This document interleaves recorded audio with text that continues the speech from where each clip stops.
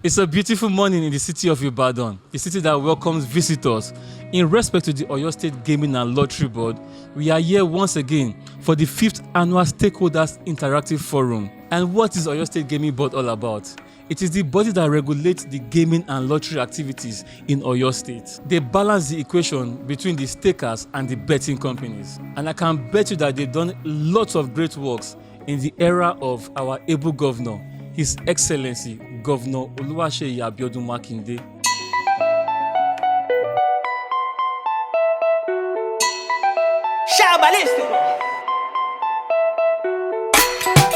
Baba, Baba, Baba, Baba. Welcome back, ladies and gentlemen. Right about now, I'll be taking you through the session so you can have a feel of what the program was like. Now, let me take you to the opening address by the man himself, the man of the hour, Honorable. I call him Honorable, but he said Mr. is okay. The Director General of the Oyo State Gaming Board, Honorable Mr. Olajide Boladuro. It is an honor and great pleasure to address this August gathering as the Director General of Oyo State Gaming and Lottery Board on the occasion of our 5th Annual Stakeholders Interactive Forum. To start with, I must again express my gratitude to His Excellency, the Executive Governor of Oyo State, Engineer Seyi Makinde, FNSC, for reappointing me as the Director General and Chairman of Oyo State Gaming and Lottery Board, in line with his vision of propelling the state towards greater economic prosperity. It is equally important to thank you, our esteemed gaming stakeholders, for your support towards the growth of the gaming industry in Oyo State. It is the first stakeholders forum since my reappointment in August of this year, so please allow me to express my gratitude to you all for your continued support. This year, we have been deliberate about the choice of the theme for the forum. Economic sustainability is an issue at the heart of the state's viability. And that is why, as you are no doubt aware, the development of the economy and employment alongside a safe states feature is so prominently on His Excellency Engineer Seyi Makinde's agenda for the growth and development of Oyo State.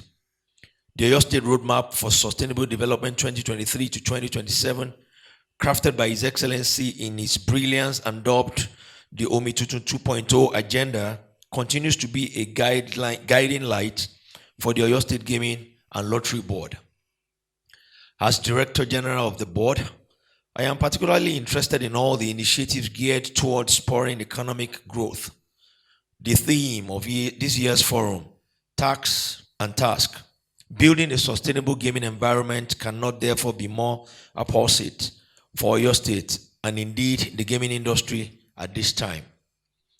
From the agenda of this year's forum, you will witness rich conversations around safer gambling, the future of retail gambling in Nigeria, industry opportunities in technology, investment opportunities in Oyo State, and many others. These topics have been carefully selected to drive innovations for the growth of our beloved state. An expansion of gaming industry. I wish to assure you that His Excellency is willing to welcome sound, proper and sustainable investment ideas and opportunities to our dear state. Permit me to talk briefly about the theme of this year's forum. One crucial aspect of achieving economic development is through taxation. Taxation plays a very vital role in regulating the gaming industry as it generates revenue for the government. However, taxation alone is not enough to build sustainable gaming environment. We must now also focus on the task of testing the societal, financial, and environmental impacts of gaming companies and societal and environmental issues that could impact gaming companies' financial successes and how gaming companies fit within the state's thresholds. The overall goal of the forum for this year is to showcase the potential of the gaming industry for sustainability through proper regulation, management, attention to changes in the market, and social attitudes. And this is also bearing in mind the need to be transparent, responsible, and and to be considerate for potential impacts of consumers and society. I am happy to announce that there are tangible achievements from last year's forum, particularly in dealing with local government disturbances witnessed by gaming agents across the state, and the commencement of enumerations of all the retail agents in the state. As you would notice, we have followed up on last year's forum with an even more interesting topic for this year. It is an overt acknowledgement of the need for us as regulators to play our part in the development process. I wish you fruitful deliberations and networking. In the spirit of cooperation, I invite you all to actively participate in today's discussions, and I am certain that your insights, concerns, and innovative ideas are crucial for building a sustainable future for the Oyo State gaming industry. Let us all work together to establish a path that guarantees prosperity, responsibility, and long-term success. Thank you all for your attention and enjoy your time at the forum. Thank you.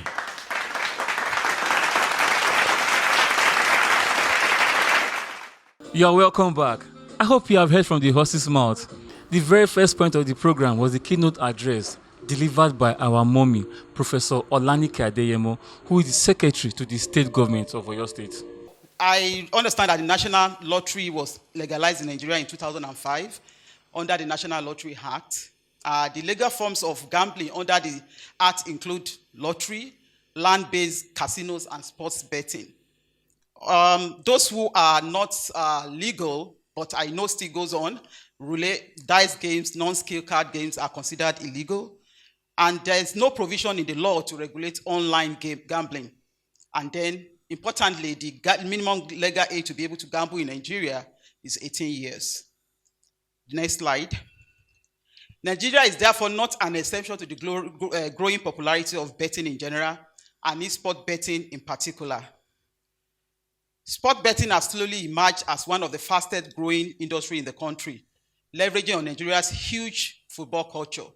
In 2020, Nigeria's betting industry was reported to have crossed the 2 billion mark, with over 60 million Nigerians between 18 and 40 spending $5.5 million daily on betting.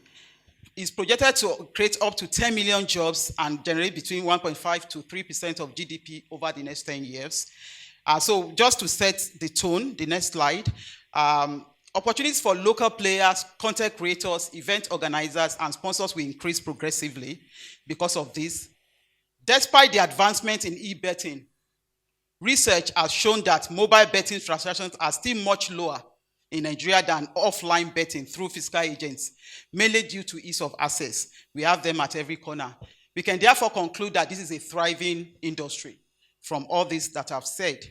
So the next slide, gaming avenues that are available if you want to game, which might not necessarily be available to us in Nigeria, but that is the potential that the industry has. I have them on this slide, and then I'll go to the next slide. I am somebody, the next slide, that's each time you have to listen to me talk, I like to do quotes, so I'll go to the quotes. The first one says there's no gambling like politics. Is that true? Caveat, I'm not a politician.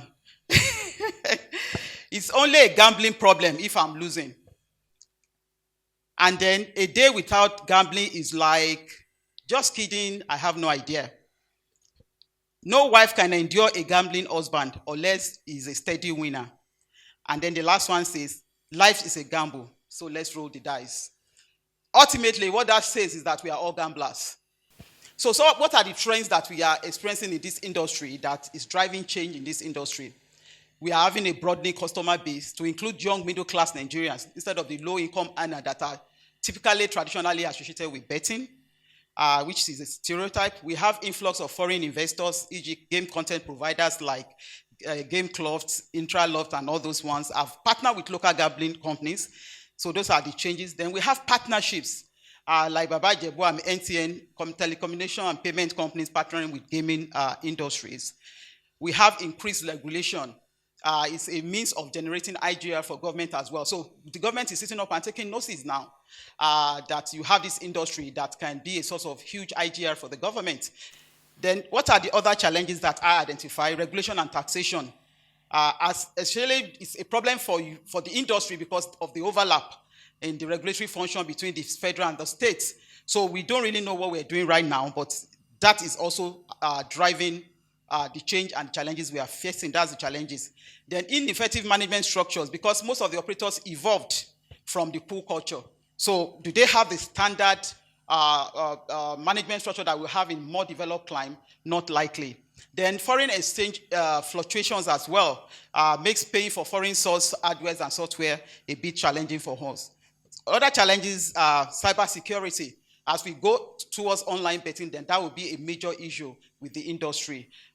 It's either to gather information about players and hack people and do stuff for people. So it's not only about the industry alone, it's how do you protect people that are actually playing on your platform as well. Negative impact of gaming as well will increase. Possible addiction issue will start cropping up more. And of course, we are believing people in Nigeria. I grew up like it's one of the evils that is in the Bible, and I'm very sure Quran as well, that you're not supposed to bet. So that also is a challenge for a believing country like ours. So which might not be a problem for countries where we don't have strong faith. So responsible gaming is also known as responsible gambling, depending on where you are trained, whether you are British or American. Responsible gaming targets players and organizations and expect both the parties to establish optimal conditions for gambling activity. So if we don't take it seriously, the negativity will ultimately affect the industry. So it's not something that we can treat as, oh, it's the person that is addicted problem. It will ultimately become the problem of the industry as well, and then the society if we don't handle it. So responsible gaming is a lottery sector's most critical element when you talk about corporate social responsibility, and we have to be aware of that. This effort and commitment ensures not only that our public is protected, but that revenues are sustained for the public good. So what is irresponsible gambling? Difficulty in limiting money and time. If you start spending money that you cannot afford, that's irresponsible. Whereas I can bet 1 million naira. If your limit is 10 naira, then you should stay within 10 naira. Once you start betting 20 naira and you have to start to borrow or steal money from your wife, it's a problem. The time that you spend gambling and the impact on other communities. So gambling disorder has been recognized as a psychiatric, that has consequences in life. I say it's already been diagnosed and is characterized as a psychiatric problem with dysfunctional and extreme behaviors. Problems can have severe personal consequences, including financial hardship, emotional difficulties, because if you are in debt, you are stressed. Social impacts, like I said, social impacts, when you are addict, you can do anything, including steal, which you will ordinarily not do without the addiction. So employment and income loss, if you are working at work and your mind is on gambling, you cannot put all your attention on the work. Loss of personal property, loss of expenditure, intimate partner violence, and other attendant consequences. So responsible gaming principles now addresses player protection.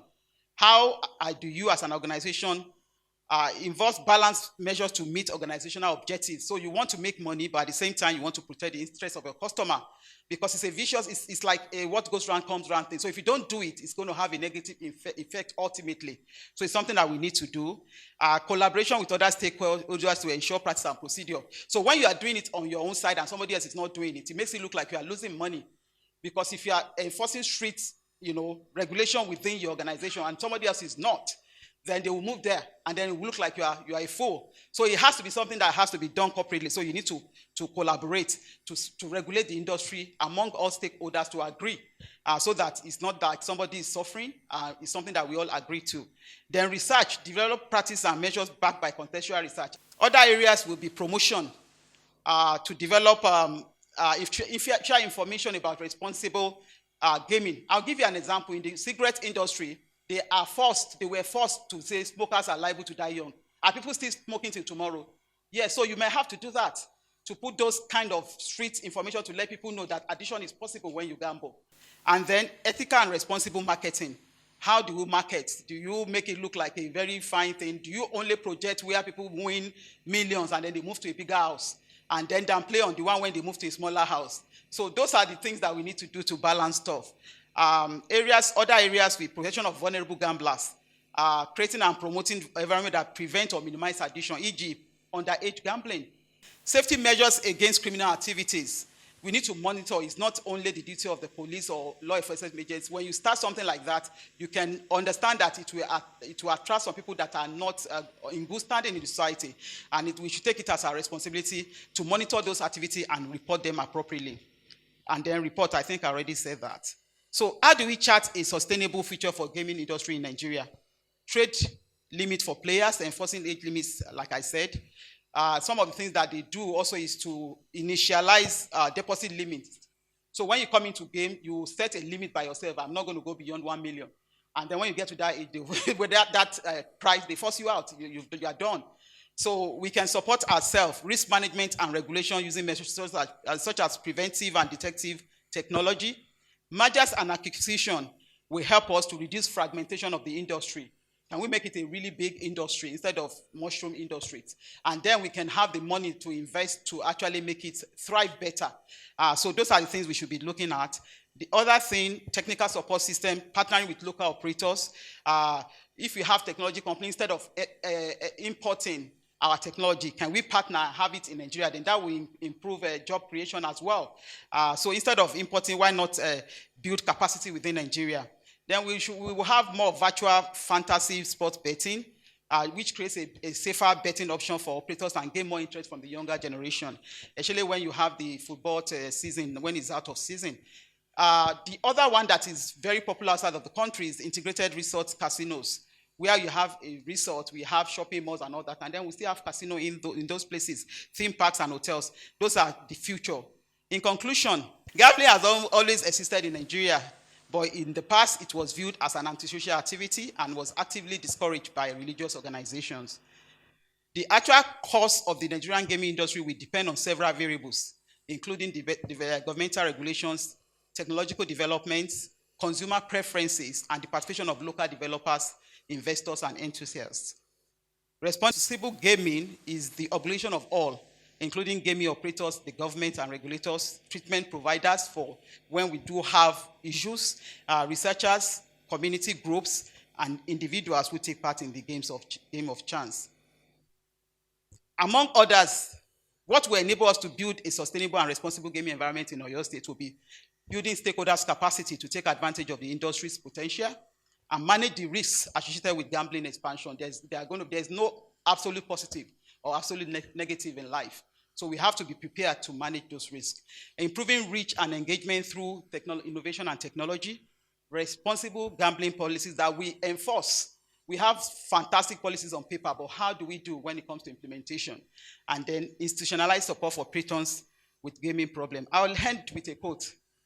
If you must play, this is a Chinese proverb, decide upon 3 things at the start: the rules of the game, the stakes, and the quitting time. I thank you very much for your attention. You are welcome back. Now let me take you to the first presentation, which was delivered by SAICT and e-governance, Honorable Bayo Akonde, which was on harnessing industry opportunities in technology for the gaming industry. I think we can't overemphasize the importance of technology in our day-to-day lives, most especially in gaming, which is why I'm here today. I think there are a lot of technological advancements that we can use to increase, I would say, for a gaming operator, work more efficiently, thereby increasing the bottom line. And of course, for us as a state government, if your bottom line increases, we make more money. So I think it works out for everyone. Next slide, please. Of course, some gaming statistics right there. I think a few interesting things here that I found interesting. I can see that the age range of people that are involved in gaming seem to be getting younger. I know back in the day, it's something that used to be tailored towards older people, but I see that a lot of young people are into it now. I see the 37% number of what I'll call digital gaming. That's bets or gaming done through online apps. And for me, that number, 14.4% of people in Nigeria participating in lottery and games, I think is a staggering number. But this is what our research came to. And of course, the rise of mobile gaming increased internet penetration has fueled industry growth. And I also think the fact that the industry is getting younger, it shows why we're moving towards the digital gaming angles and why operators, as well as us regulators, should harness technology more. Next, please. So some significance of technology in gaming, and I am aware that I think I'm talking to gaming experts here. So a lot of the things here, I'm sure you know, enhanced gaming experiences. I myself the other day took part in a virtual poker game, abroad, and these are things that I see that immerse you into the gaming, and things like esports and streaming. Of course, we now have, I don't know if you call them gamers or gamblers, but I know of poker players who are pretty much celebrities in their own right, have following. They have channels where they stream their games, and of course, online and multiplayer gaming as well. These are some technological advancements in gaming. Next slide, please. Use of technology in the gaming industry. Some areas where I would discuss are RegTech solution, data analytics for monitoring, responsible gaming tools, and of course, blockchain for transparency. To start with RegTech, also known as regulatory tech.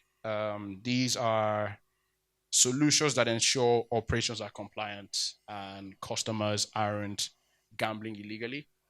From my research, a lot of them delve into KYC solutions for your customers to know whose money you're collecting, and of course, efficient onboarding, fraud detection, and anti-money laundering solutions. I know of a company doing this in Nigeria called SimFix. I don't know if they're here today, but I do think these especially KYC solutions can really help with regulatory tech, and of course, linking that with us on the regulatory side, we can then have a marriage between us on the government side and of course you guys, the operators. Next. Data analytics. I'm sure we've heard data is the new oil, data is the new king, and I think this is almost a no-brainer with regards to collecting data and analyzing your data. Who are a number of players, what are our biggest games, who are the number of new users. And I think with this analysis, of course, you can then look inwards and find out what are we doing wrong, where can we serve these people better, or what are we even doing right, and where can we double down on things we've seen that are working for us. So from our end of things on the government side, we use data for everything. So we cannot make informed decisions without proper analysis of data. So I think it works for operators as well. Responsible gaming tools. The SSG did speak about how gaming can be addictive. And of course, I agree. And there are some tools that I think that can help mitigate addiction. We've spoken about self-exclusion tools, deposit limiting tools, of course, letting you put a limit to how much you can possibly gamble, and pop-up reminders and time checks. I am not a big gamer myself, but I don't think I have seen any of these I stand to be corrected, any of these in any of our Nigerian gamings where, it kind of lets you know that you're spending too long and you're spending too much. I can imagine why you wouldn't want to do that, but as the SSG said, these are almost a CSR, and we should look at people who have these addictions and try and help them. Lastly is blockchain, which is a favorite of mine. Of course, we've all heard a lot about, I don't know if we have a lot about blockchain technology. These are shared ledgers, of course, for tracking transactions, and it's really for player security, to try and put it in non-technical terms. I think this is a lot of information can be stored securely on the blockchain, from digital identities to securing players to obviously putting transactions, purchases on the blockchain.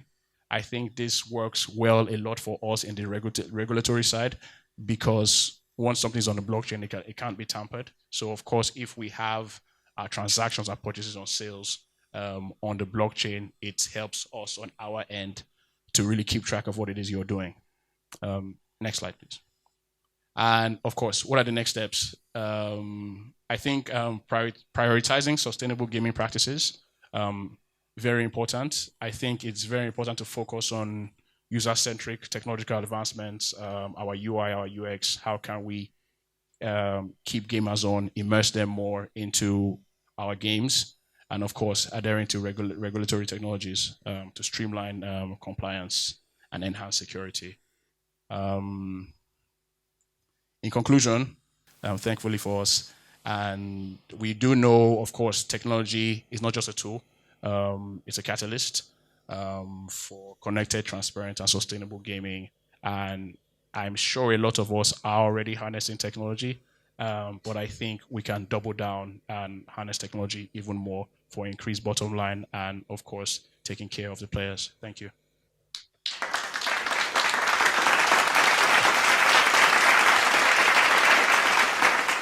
And that was Honorable Bayo Akonde on the first presentation. On to the next one, the first panel session on the topic, building sustainability through responsible gaming tools. Without wasting much of your time, I'm going to be introducing my panelists for today. I'm going to start with the amiable Akingba Pingpei, the Executive Secretary of the ANB.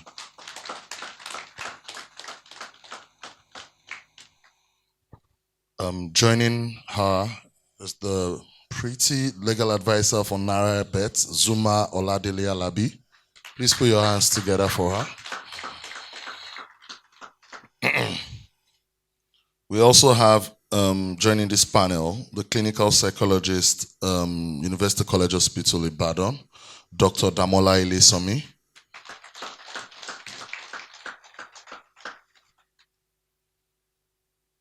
Okay. And we have the legal officer, Velex Advisory, Madam Jumoke Ududimu.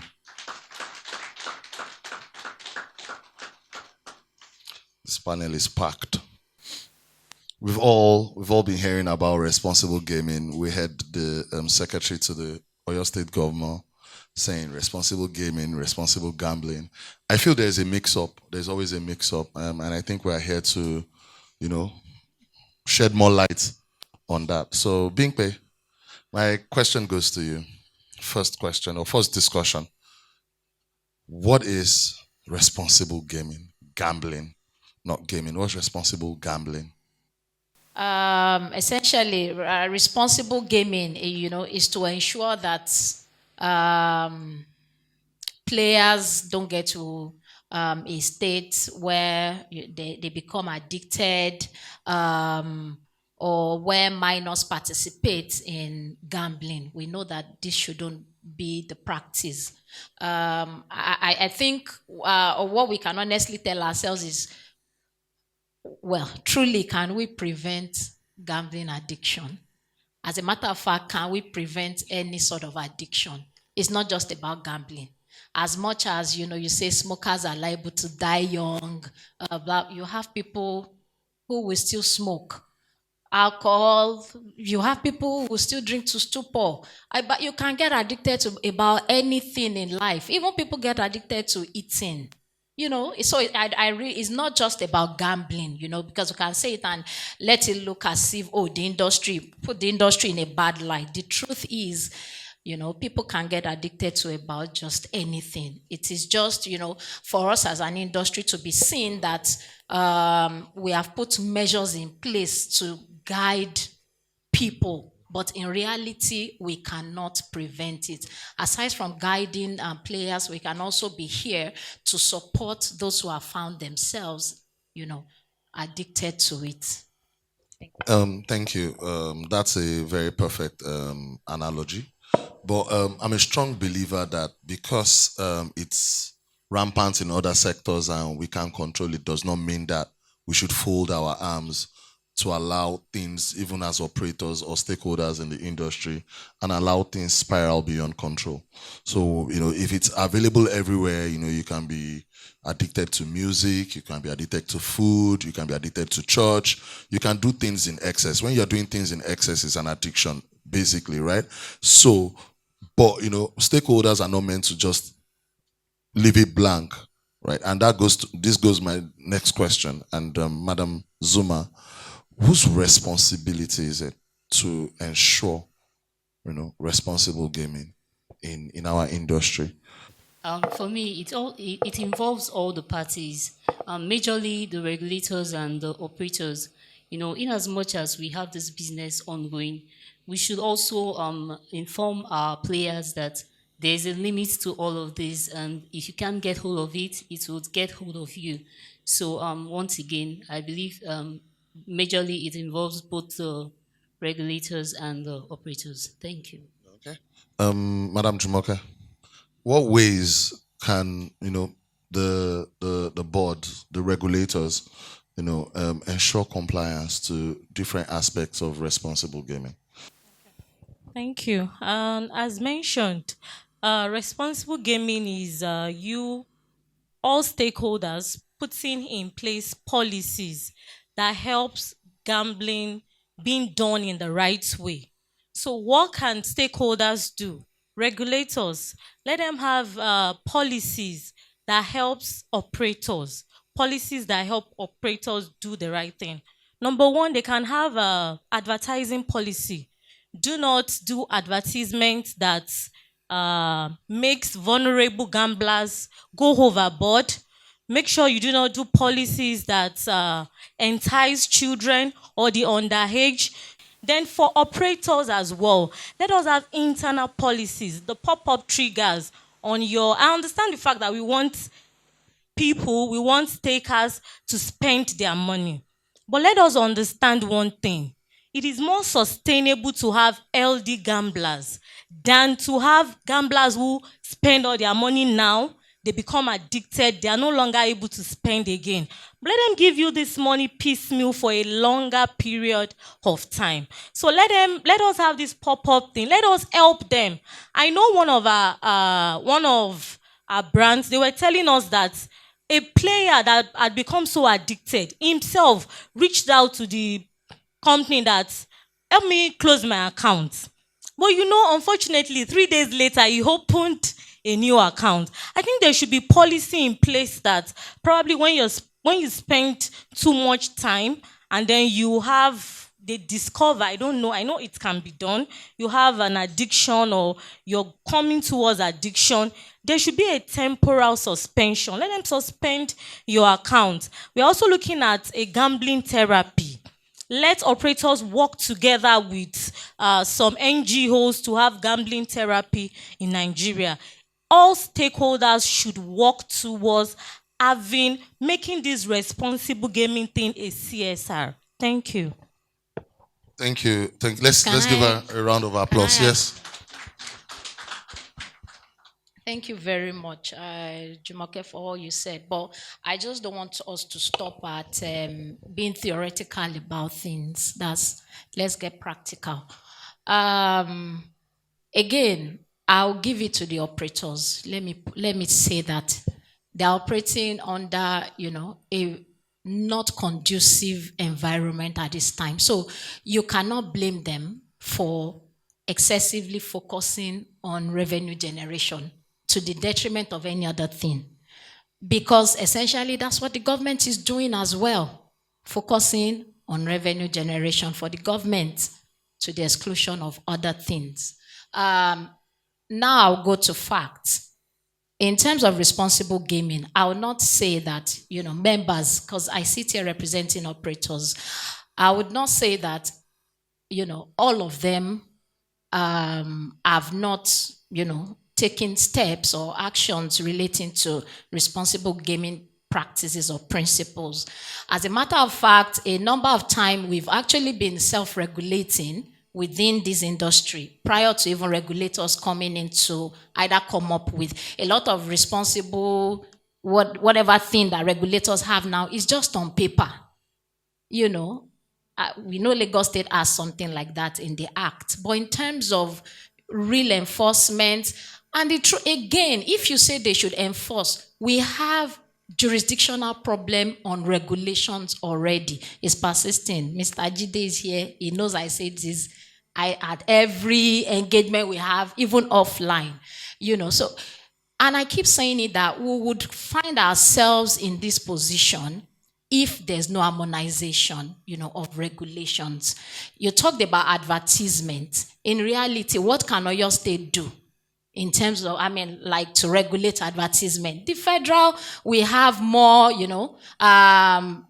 tools to be able to do that. And these are the reasons we are calling on them to come together, resolve these jurisdictional power tussle going on amongst all of you so that we can appropriately address these things. Else we'll keep being in that self-regulating space. You will have some operators who are doing so much in terms of, and we have right now, I don't want to mention names of brands because I'm here representing, all sports betting brands. But we have operators who are doing so much. Yes, that you find yourself on their site for so long, there's a pop-up message that comes out letting you know that, you spend this much time, do you want to opt out? As a matter of fact, a lot of even foreign operators who have brands here already have, before we even data privacy, data protection started, a lot of them were already, they put all of that in place. They were already self-regulating before the laws came.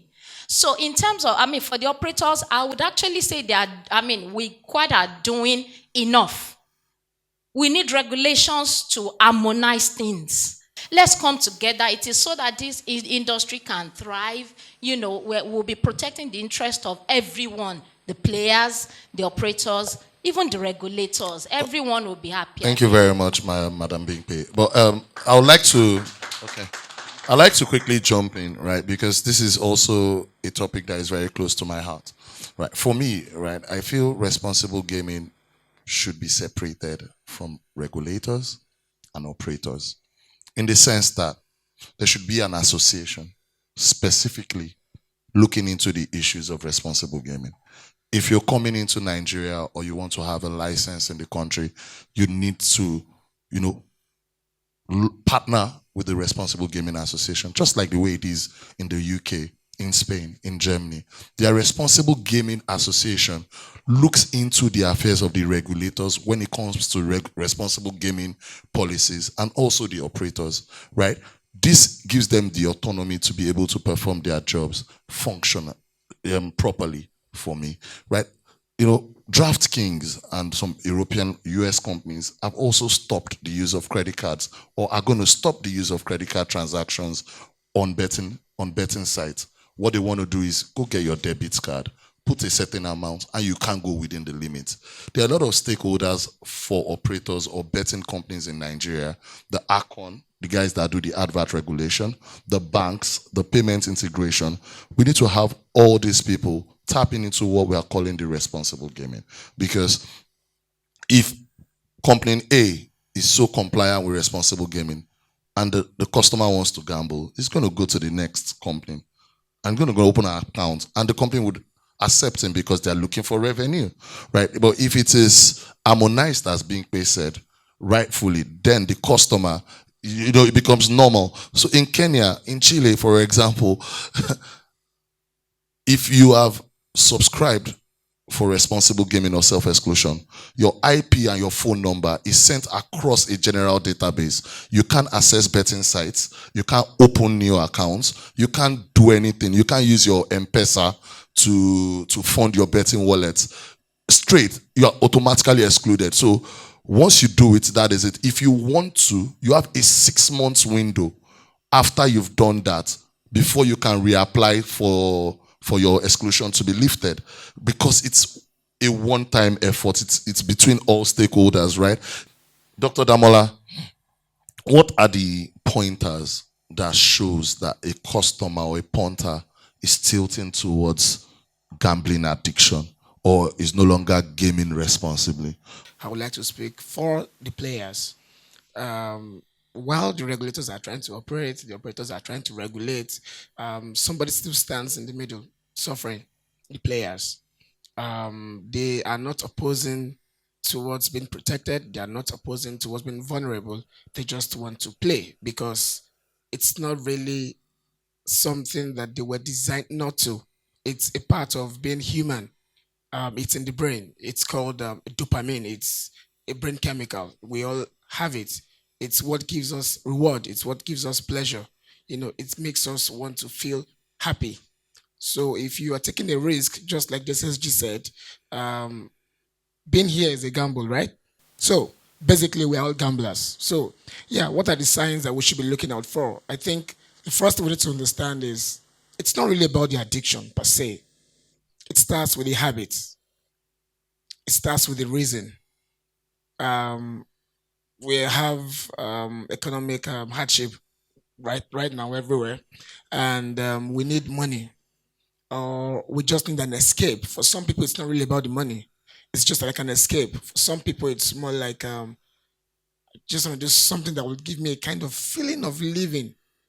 In this context, we won't call it gambling yet. We'll call it playing a game. Betting, taking risk. The adrenaline pops up, the dopamine pops up, and then it feels so good. At that point in time, nothing really matters. It gets to a stage that becomes a coping mechanism. So over time, the more you win, the less pleasure you get. And that is why when some people win, they want to do it again just to get that first time feeling of winning. And that's where it sets in. The moment you realize that your thoughts, your daily functioning is beginning to become tied to wanting to take a risk. Now, in this context, it won't be totally about gambling, just taking a risk, something, whether sensible or otherwise, you just want to do something that will give you a spike. Now, an addiction is setting in. But where it will tilt to is what you don't know. But there's a particular common line. The moment you realize that when you lose a game, you experience things like anger, frustration, a desperate need to get a win. Even though the loss you experience or the grief you're experiencing is not in line with gambling. Maybe a boss talks down at you, your wife is not respecting you, somebody pissed you off on the road. You begin to find the need to escape from that negative emotion. Oftentimes, irrespective of what strata of life you belong to, I agree with you talking about some Western cultures actively talking about responsible gaming. The funny thing about gambling is, or any form of addiction is, if you are in denial of why, how, and the real fact of what is happening to you, the more you struggle to overcome the addiction, the reality is you're trying digging deeper. But the idea is it has no boundaries. At the moment you realize that you're doing things that are not really, really, really supposed to be, but the thoughts come after you've done it, addiction is setting in. I hope I've answered that question, sir. A round of applause to Dr. Damola. So, no, we're still going further since you started it. Zuma, the question is, customers or punters, in every sphere of our industry, what is the mode of reaching out to anyone in our industry right now? Okay, from my own point, so far, considering that we don't have any safe gambling association, as the case may be in Nigeria, so as an operator, in quote, what we have sections in place on our system where if a punter sees that, he's going off board, he can self-exclude his or herself from the service. And sorry, this self-exclusion from the service, does it also include all marketing communication or SMS, or the person can just access the site? When I mean marketing communication, I don't mean TVs and all. I mean personal subscription, maybe like newsletters, SMS, daily SMS that operators spend to their customers. Does this self-exclusion include that? I would say that it also includes that. Okay, cool. It also includes that. And for now, thank God that there is an NGO, Gamble Alert, that just commence service. And so somehow, sometimes we reach out to them if we have a customer who is going off board to help them out. Okay, so just to add to what she has said, again, responsible gaming is a discussion that, should I say, is just coming to the forefront, especially with the regulators and all. As an association, again, representing the operators, the association, and I know even some brands too individually, we've been working with Gamble Alert regarding responsible gaming. That's for sensitization programs.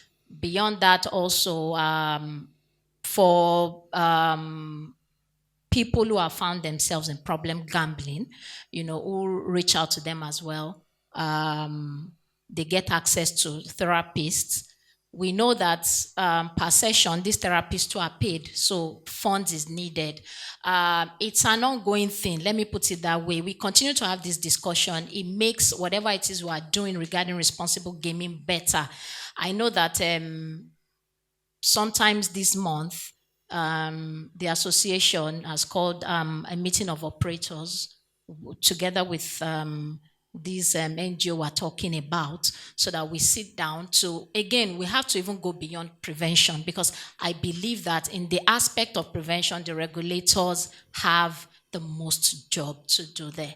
Else we'll continue to have things like some people just doing the barest minimum and some operators doing quite a lot in that aspect. So that has to come from the regulators. As operators, we are concerned about the welfare of our, of our customers. So we need to come together, partner with them to know, how to fund, especially treatment. Those who have found themselves in this, how do we support them so they get out of it?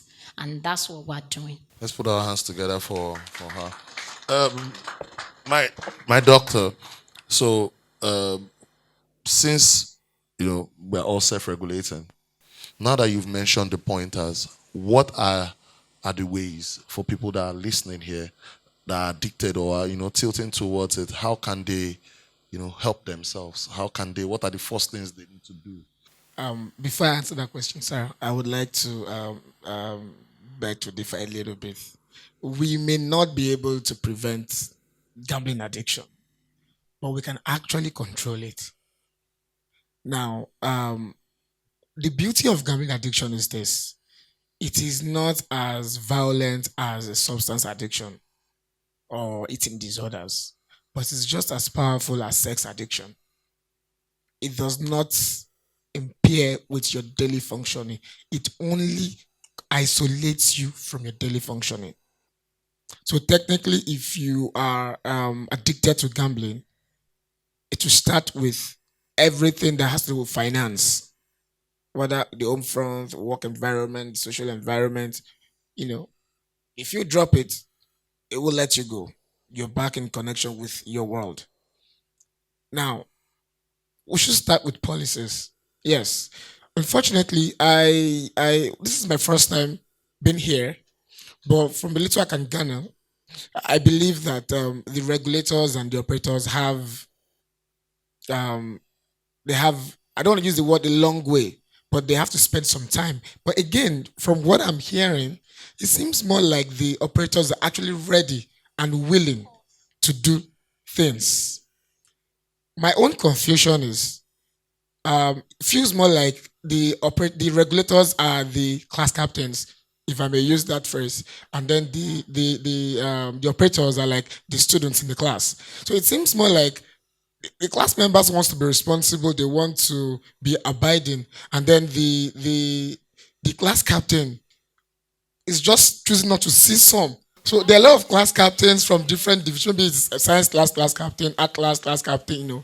I think what would help players to start with, but again, remember that as players, dopamine does not care whether you guys are fighting or you are working together. We just want to gamble and have problems or try and get money out of it. Again, while we are busy making those policies, I would want the players to be at the forefront, not just claiming to have them at the forefront. Why? Because in the end, if the percentage of those that have this addiction increases, then everybody begins to feel like, just don't try it. Just don't start it. If you want to take risk, jump from mountains, do bungee jump, do other forms of sports.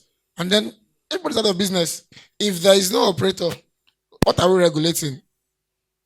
And the worst part is, both the regulators and the operators would not even be able to go home without a security escort. You know why? There's social menace. Because that person that gambled, that lost everything, is angry. He's using more substances, he's disinhibited, he's making less conscious decisions. And what happens in society? Chaos. Unfortunately, nobody will say, that guy that is fighting was gambling. No. The first thing I think we should do that will help the players is policies in terms of advocacies. Even though we don't agree on all things yet, the few ones that we agree on together, I mean, in terms of operators and regulators now, there should be implementation. Just like, I think it was SSG that said, or DSA that talked about, I think you also mentioned that even the secret parks would have the ugly logos and everything, and people will still smoke and drink. That's the beauty of addiction. You only remind him that I have to stop one day, I'll stop after one stick, I'll still smoke. Now, if we have implementation of health promotions that regards gambling, it will go a long way. That's the first way of saying, if you've not started, understand the risk. If you are innate, look out for these signs. If you have these signs, okay, if you have these signs, then you can seek help. We talked about Gamble Alert, for example. That's the only NGO I also know in Oyo State. And they even see people across the country. I consult for them, so I know that. Now, the idea is that's a good initiative. And like you said, if there's funding, it will go a long way, it will expand. Now, the other side of it is this. Should we have people who have problems with gambling? And we're talking about blocking the accounts. My clients tell me that when you block the accounts and you have a new phone number, you can actually do it again. So maybe you should talk to the data protection. Yes. So in my own closing words, I would say that understanding addiction is one thing. Fighting it is another. So I would plead that while we are trying to meet on common grounds to help the players, we actually have feedbacks from the players themselves. So you understand how the addiction sets in, and I can help them protect themselves from the addictive behaviors. Remember, anybody could get addicted. It's not just even about gambling. And again, when it comes to NGOs trying to help, it's a good thing, but I'm hoping the government will also come on board to help. In the Western world, most of these NGOs do the same thing too. So I hope that would also work going forward. Thank you for the opportunity. Thank you very much, Dr. Damola. And thank you very much, audience, DG, for listening to us. And thank you very much, my panelists. Our time is fast spent. We need to get off the stage. Thank you.